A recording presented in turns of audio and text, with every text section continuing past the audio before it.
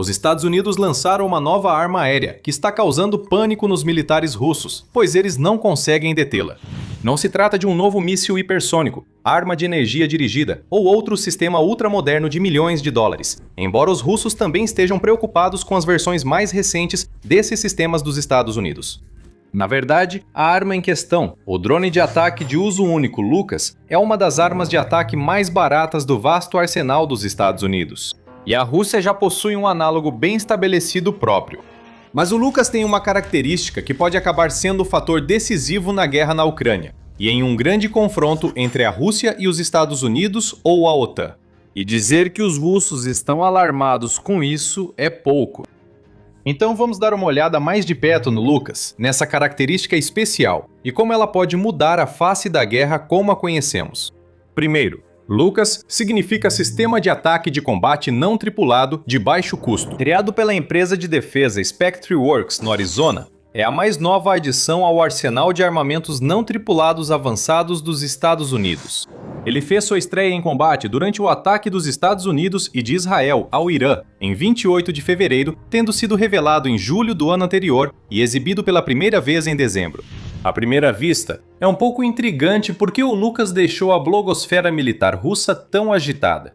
O drone se junta a um arsenal crescente de aeronaves de ataque não tripuladas de baixo custo dos Estados Unidos, incluindo o Raytheon Coyote, Anduril Roadrunner, Switchblade 600. E, forçando um pouco, o APKWS-2 da BAE Systems, um kit de conversão que transforma foguetes não guiados Hydra 70 de 70mm em foguetes guiados a laser. Assim como esses sistemas, e como o nome indica, o LUCAS foi projetado para ser uma arma de ataque aéreo de baixo custo. O capitão da Marinha Tim Hawkins descreveu assim: custando aproximadamente $35 mil por plataforma, o LUCAS é um sistema escalável de baixo custo que oferece capacidades de ponta a uma fração do custo dos sistemas tradicionais de longo alcance dos Estados Unidos, que podem produzir efeitos semelhantes. Nada é surpreendente nisso. A guerra na Ucrânia demonstrou de forma inequívoca a relação custo por abate impraticável de usar mísseis caros e sofisticados para derrubar drones kamikaze muito mais baratos. O míssil Tomahawk custa cerca de $2 milhões. O míssil interceptador Patriot PAC-3 cerca de $4 milhões. E o míssil AGM-158 Jasmer $1,2 milhão. E até mesmo um drone Switchblade 600 custa cerca de $120 mil. Comparado a esses, $1.000 por um LUCAS é muito mais acessível. Eles também são muito mais rápidos de produzir do que qualquer um dos mísseis mencionados, tornando mais fácil aumentar e reabastecer os estoques. Então não é o uso em si que é tão inovador. Na verdade, superficialmente, a característica mais marcante do LUCAS parece ser que ele é um raro exemplo moderno dos Estados Unidos fazendo engenharia reversa de um sistema de armas de um grande adversário. Esse adversário é o Irã. E o LUCAS é uma versão de engenharia reversa do notório drone Shahed 136 do Irã. Isso é notável porque, historicamente, geralmente tem sido o contrário. Já na década de 1970, o Irã teria feito engenharia reversa do seu míssil antitanque Turfan, a partir do míssil BGM-71 TOL dos Estados Unidos. Sua família de mísseis avançados, ALMAS, foi desenvolvida por meio de engenharia reversa dos mísseis Spike Senhor, israelenses capturados pelo Hezbollah no Líbano, durante a Guerra do Líbano de 2006. Acredita-se também que o Irã tenha construído pelo menos 5 modelos de drones furtivos a radar, como o Shahed 171 Semorg a jato, por meio de engenharia reversa de um drone Lockheed Martin RQ-170 Sentinel. O drone havia cruzado a fronteira a partir do Afeganistão e pousado no Irã em 2011. O Shahed 136 quase certamente foi produto da própria engenharia reversa iraniana. Parece ser derivado da munição vagante anti-radar israelense IAI Harp, que por sua vez foi derivada de um projeto alemão dos anos 1980 chamado DAR, abreviação de Die Drone Anti-Radar, ou drone anti-radar. Agora, os Estados Unidos inverteram o jogo ao fazer engenharia reversa da contribuição mais amplamente utilizada do Irã para a guerra moderna, o Shahed 136. E só para esfregar ainda mais a ironia na cara do Irã, o primeiro uso do LUCAS em combate acabou sendo contra o próprio Irã. Em maio de 2025, o presidente Donald Trump elogiou a qualidade e o baixo custo de produção do Shahed, chamando-o de muito bom, rápido e mortal. Ele criticou fabricantes dos Estados Unidos por não conseguirem produzir um equivalente. Os Estados Unidos aparentemente obtiveram uma versão abatida da Ucrânia e fizeram engenharia reversa. A Rússia vem atormentando a Ucrânia com ataques em larga escala, usando Shahids e seu análogo Gerin, produzido internamente desde 2022. A Ucrânia já derrubou milhares, no entanto, e pelo menos um Shahid intacto parece ter sido transferido para os Estados Unidos. O resultado é o Lucas, mais ou menos um análogo americano do mesmo drone. O Lucas apareceu pela primeira vez como um drone da Spectreworks chamado FLM-136. O número é uma referência clara à sua origem iraniana. Embora as especificações exatas do Lucas ainda não tenham sido divulgadas, o FLM-136 tem um alcance máximo declarado de 444 milhas náuticas e pode permanecer no ar por até 6 horas. Sua capacidade total de carga útil, excluindo o combustível, é de 40 libras e ele voa a uma velocidade de cruzeiro de cerca de 74 nós, podendo atingir até 105 nós em velocidade máxima. As especificações do Lucas provavelmente igualam ou superam os protótipos, mas são aproximadamente as mesmas do original iraniano Shahid e do russo Gerin, e em alguns casos são inferiores. Por exemplo, quando o Irã apresentou o Shahid 136 em 2021, seu alcance estimado era de 940 a 1.240 milhas, de 2 a 3 vezes maior que o do FLM-136. E a Rússia posteriormente introduziu versões mais avançadas da plataforma, a partir de sua enorme fábrica em Alabuga, no Tartaristão, incluindo o Gerin 3 movido a jato. Isso mostra que Lucas não é uma incógnita para os russos. Afinal, a Rússia já lançou cerca de 50 mil drones Gerin Shahid contra a Ucrânia desde 2022. O que no Lucas está preocupando tanto a alta cúpula militar russa? Resumindo, Starlink. Após a notícia do uso dos drones Lucas pelos Estados Unidos contra o Irã, blogueiros militares russos compartilharam imagens divulgadas em dezembro pelo Pentágono de um lançamento de teste do Lucas C-Base. Nesse lançamento, a Marinha dos Estados Unidos testou um drone Lucas a partir do navio de combate litorâneo classe Independence, o SS Santa Bárbara. Os blogueiros destacaram a caixa de comunicações no topo do drone. A caixa é claramente um terminal para o Starlink, ou pior para a Rússia, para a rede militar de comunicações via satélite dos Estados Unidos, baseada no Starlink e chamada Starshield. O influente canal russo no Telegram, Rybar, que tem mais de 1,5 milhão de inscritos, resumiu de forma sucinta a preocupação geral. O que era inevitável aconteceu. Drones Lucas americanos do tipo Gerin receberam terminais Starlink, garantindo comunicação resistente a interferências em qualquer lugar coberto pela rede de Elon Musk. O que isso significa? Bem, de acordo com Rybar, a eficácia dos ataques de drones inimigos aumentaria em uma ordem de magnitude. O canal obcecado por guerra estava igualmente preocupado. O que vemos? Eles escreveram. Uma antena receptora Starlink, que permitirá ao drone, se não for abatido, ser guiado com precisão até seu alvo, enquanto permanece conectado até o último instante. Agora, Starlink já se tornou cada vez mais uma palavra que faz o presidente russo Vladimir Putin soltar fumaça pelas orelhas. A Starlink há muito é central nas comunicações militares ucranianas, especialmente no campo de batalha. Durante 2025, a Rússia vinha cada vez mais se aproveitando do sistema Starlink, chegando até a introduzir drones Gerin guiados pelo Starlink. Isso chegou a um fim abrupto quando a Starlink cortou a conectividade russa em fevereiro, encerrando os experimentos russos com o sistema, causando caos à medida que as comunicações desmoronavam, e levando a uma ofensiva estagnada e contra-ataques vigorosos dos ucranianos. Mas por mais eficaz que seja como ferramenta de comunicação, no caso dos drones, seu maior valor é que os drones guiados pelo Starlink são praticamente imunes à interferência. Agora, um dos principais métodos de combater drones, tanto para a Ucrânia quanto para a Rússia, é o uso de guerra eletrônica, ou EW, para bloquear os sinais que os guiam até seus alvos. Sinais de bloqueio levam drones a errar o alvo, cair sem causar danos ou até serem redirecionados e capturados pelo adversário. A maioria dos drones FPV e dos maiores drones kamikaze de permanência usam GPS, ou no caso russo, seu análogo GLONASS para orientação. Então, tanto a Ucrânia quanto a Rússia, por necessidade, dominaram a arte desse tipo de guerra eletrônica de bloqueio anti-GPS e estão constantemente aprimorando suas capacidades. De acordo com o lendário especialista ucraniano em guerra eletrônica, Sergei Bezgresnov, também conhecido pelo codinome Flash, eles, os russos, capturaram todos os tipos dos nossos principais vantes como troféus. Eles estudaram toda a eletrônica, os sistemas de comunicação e navegação dos nossos vantes. Mas drones guiados pelo Starlink são um pesadelo para os sistemas de guerra eletrônica, porque, como confirmam os blogueiros militares russos, eles são muito mais difíceis de derrubar do que drones guiados por GPS. É uma questão de sinais. GPS, GLONASS e outros satélites de navegação operam em órbita média da Terra, ou MEL. Isso fica a cerca de 20 mil quilômetros acima da Terra. Há relativamente poucos desses satélites em órbita. 31 GPS, 24 GLONASS, 35 do sistema chinês Beidou e 25 da rede Galileu da União Europeia, respectivamente.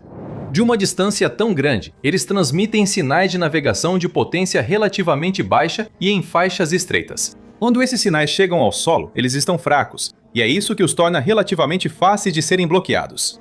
Os bloqueadores basicamente produzem sinais nas mesmas faixas que abafam o sinal do GPS. Se o bloqueador emitir mais potência que o sinal de GPS no receptor, pode abafar o GPS e fazer o drone desviar do curso ou cair.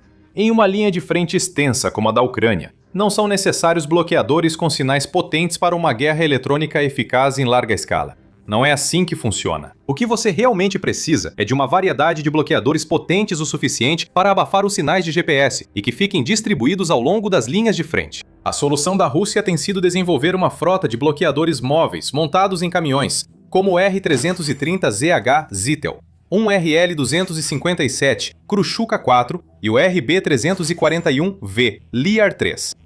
Eles têm se mostrado bastante eficazes contra drones e até mesmo mísseis guiados por GPS, como o Jodadan, cujos sinais ficam exatamente dentro do alcance do Zytel. Esses detalhes fazem o The Military Show se destacar de outros canais militares. Inscreva-se no canal e ative as notificações para nunca perder as últimas notícias dos principais focos de tensão do planeta.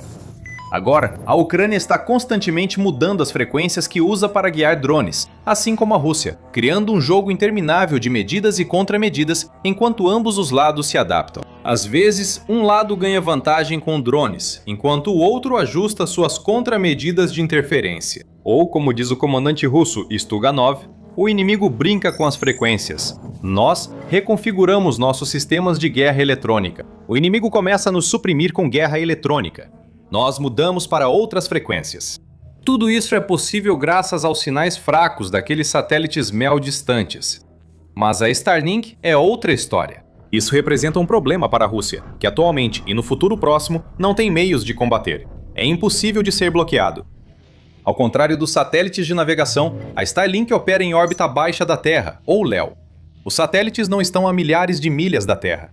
Eles estão orbitando a aproximadamente 550 quilômetros acima da Terra. Atualmente, há cerca de 10.020 satélites Starlink em órbita. O número mágico de 10.000 foi alcançado em 17 de março de 2026, depois que um foguete Falcon 9 lançado do Complexo de Lançamento Espacial 4 Leste, na base da Força Espacial de Vandenberg, na Califórnia, colocou mais 25 satélites em órbita. Na verdade, a Starlink já lançou um total de 11.529 satélites desde maio de 2019, mas alguns deles foram lançados para substituir espaçonaves desativadas, que reentraram na atmosfera. Esses satélites viajam ao redor da Terra a quase 27 mil quilômetros por hora, formando uma malha que cobre o planeta e oferecendo cobertura quase onipresente em qualquer lugar da superfície.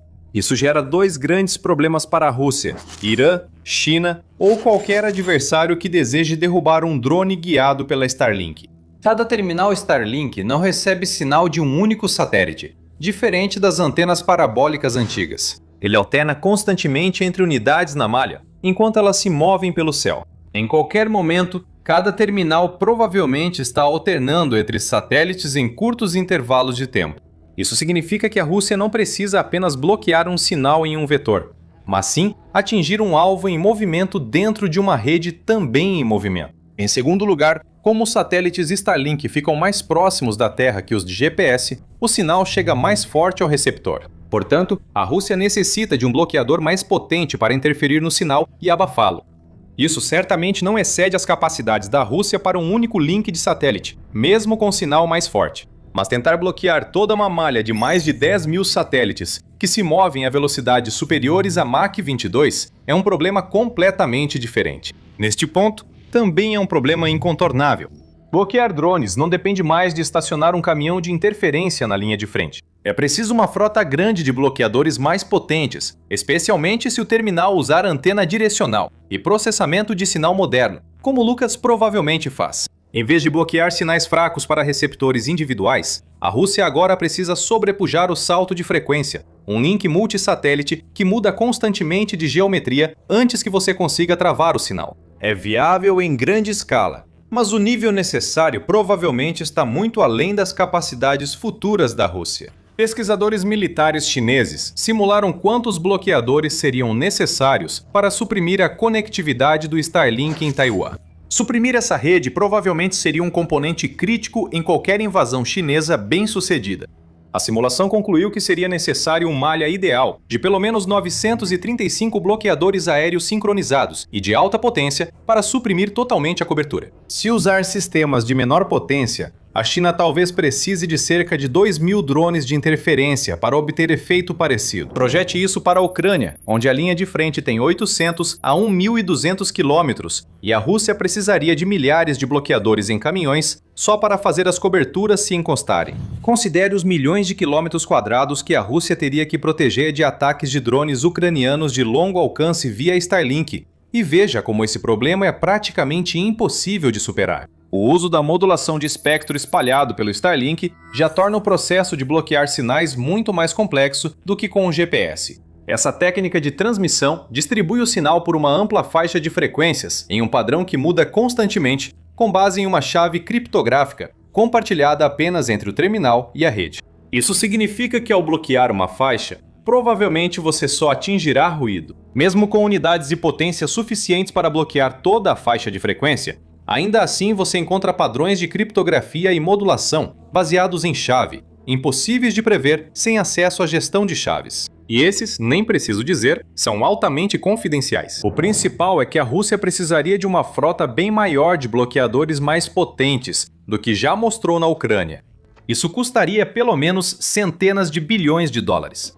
Para um país com dificuldades para financiar sua guerra, isso parece quase impossível. Lembre-se de que a Ucrânia ainda não destruiu os equipamentos de guerra eletrônica. Na verdade, os sinais que eles emitem os tornam, até certo ponto, alvos fáceis para ataques de drones, mísseis e artilharia ucranianos. O site independente Oryxpionkop, que acompanha as perdas de equipamentos russos usando uma metodologia de confirmação visual, registrou pelo menos 94 sistemas russos de interferência e engano postos fora de ação pela Ucrânia desde 2022.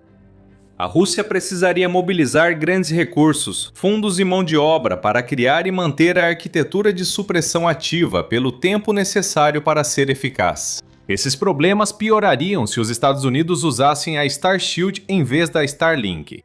Starshield é uma rede especializada construída pela SpaceX especificamente para os militares dos Estados Unidos em 2022. Segundo um porta-voz, a empresa fornece segurança e criptografia extras para uso governamental e militar, em operações de segurança nacional, usando satélites do governo dos Estados Unidos. A rede incorpora pelo menos 183 satélites Starshield dedicados, com segurança aprimorada, sensores de observação da Terra e cargas úteis hospedadas, além de comunicações seguras e criptografadas sobre a infraestrutura já existente da Starlink. Se os Estados Unidos instalarem links Starshield no Lucas, bloquear será ainda mais impossível para a Rússia.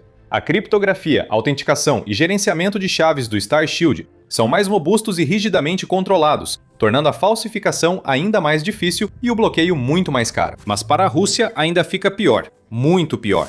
Isso porque não são apenas os drones Lucas que a Rússia precisa se preocupar. Os links do Starlink ou Starshield poderiam, teoricamente, ser instalados em quase todos os mísseis e drones dos Estados Unidos quando as restrições aerodinâmicas permitirem. Imagine Tomahawks ou HIMARS conectados ao Starlink. Os russos já imaginaram isso e passaram mal só de pensar nisso. Segundo o blogueiro militar russo, Engenheiro Russo, esses sistemas de ataque de longo alcance poderão ser controlados de qualquer lugar e alcançar a precisão dos drones FPV, literalmente pela janela. Isso não é apenas uma evolução nos assuntos militares, é uma verdadeira revolução, observa a postagem. E é difícil discordar disso. Então, o que a Rússia pode fazer a respeito? Há anos, espalha-se o medo de que a Rússia desenvolva armas anti-satélite, capazes de destruir satélites inimigos em órbita. Mesmo que armas assim existam, o tamanho e velocidade da Starlink exigiriam muito tempo e dinheiro para causar impacto significativo. Como destaca o conhecido blogueiro russo Dmitry Kornanikin, esqueça as histórias soviéticas sobre pregos na órbita destruindo constelações de satélites. Isso poderia funcionar com centenas, mas não com dezenas de milhares. Então, atualmente não existe uma solução, e o pânico é palpável. Rybar exige que o Kremlin comece a desenvolver meios para destruir milhares de satélites Starlink agora. Isso deve ser financiado como prioridade máxima. No entanto, eles não especificam de onde o dinheiro deveria vir. Obcecado pela guerra, faz um prognóstico sombrio. Se em um ano não acharmos solução para essa constelação de satélites, as coisas vão piorar muito para nós, escreveram eles. Para ser justo, a Rússia tem experimentado tecnologia de bloqueio do Starlink e pode já ter tido algum sucesso. Em 2024, os militares ucranianos começaram a relatar quedas nas conexões do Starlink, com oficiais militares atribuindo as interrupções à Rússia, que estaria testando diferentes mecanismos.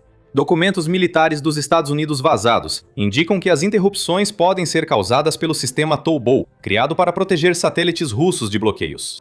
A Rússia também parece estar desenvolvendo um sistema mais novo e sofisticado chamado Kalinka. Esse sistema é especificamente destinado a detectar e interromper sinais de e para os satélites Starlink, com o objetivo de interferir nos drones ucranianos e nas comunicações militares. Andrei Bezrukov, diretor do Centro Russo de Sistemas e Tecnologias Não Tripulados, que está desenvolvendo o sistema, afirmou à mídia estatal que o chamado matador do Starlink também pode detectar terminais de comunicação conectados ao Starshield. Vamos ter que esperar para ver se esses sistemas vão se mostrar eficazes, ou se vão ser mais parecidos com os tanques russos. Mas pode muito bem ser que a resposta mais eficaz da Rússia e da China seja do tipo: se não pode vencê-los, junte-se a eles. Os dois países tentam lançar rapidamente seus próprios análogos de Starlink. A Rússia está desenvolvendo o Zork, um rival doméstico do Starlink, com a produção em série dos terminais prevista para começar em 2026, e planos para mais de 300 satélites até 2027.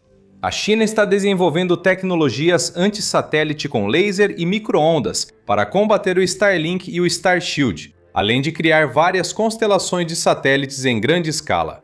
A rede Qianfan, ou rede Mil Velas, já tem cerca de 100 satélites lançados, com a meta de chegar a 15 mil. A rede Guowang, ou Satnet, está atualmente em fase de testes, com um plano de 13 mil satélites, e a rede Honghu 3, que está atualmente em fase de planejamento, deve ter ao final cerca de 10 mil satélites operacionais. A Força Espacial dos Estados Unidos possui o sistema de contracomunicação Middle Lance e terminais modulares remotos que podem bloquear uplinks e downlinks de satélites adversários. Como esses sistemas ainda não enfrentaram ameaças russas e chinesas como o Starlink, não se sabe como irão reagir. Parece uma corrida armamentista de alta tecnologia, em que os Estados Unidos mantêm liderança dominante, não é? Claro que vamos continuar acompanhando de perto os desdobramentos, então certifique-se de se inscrever no canal para não perder nada. Se quer saber como a guerra na Ucrânia pode evoluir em 2026, assista ao vídeo com os cenários apresentados. Obrigado por assistir.